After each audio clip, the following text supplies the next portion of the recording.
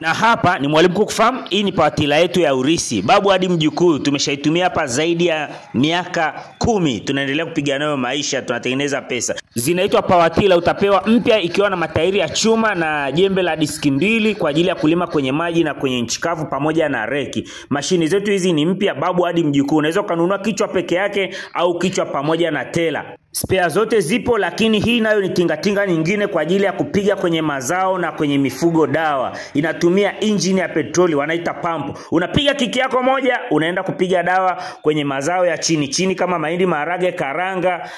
Lakini pia inakuwa na pampu nyingine kubwa kwa ajili ya kupiga katika miti mirefu. Mtoto, babu, mjukuu, wote mnatumia. Ukipata hii mashine utakuja kunishukuru hapo baadaye. Inapiga kwenye mikorosho. Piga simu nikusafirishie popote mkoa wote kwa uaminifu mkubwa. Lakini huku tumetoka kuweka mbolea kwa kutumia mambo ya kizamani hivi. Lakini sasa tumehamia huku.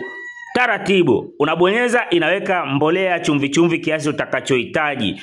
Nguvu kidogo, matokeo makubwa. Nasemaje? Tumesharahisishwa maisha. Chukua vitu vya kisasa, utumie nguvu kidogo kupata matokeo makubwa. Lakini hii ni kwa ajili ya kupanda nafaka, mahindi, maharage. Pamoja tumekuletea na hii chuma kingine kwa ajili ya kupalilia kwenye mahindi, maharage. Nafaka zote unapalilia, unatumia petroli pia, unavaa mgogoni. Hii ya mgogoni ni engine, inaitwa brush cutter. Brush cutter kwa ajili ya kupalilia. Unatoa jembe la kupalilia, unaweka hata jembe la kufyeka. Haitumia akili kubwa, haingurumi.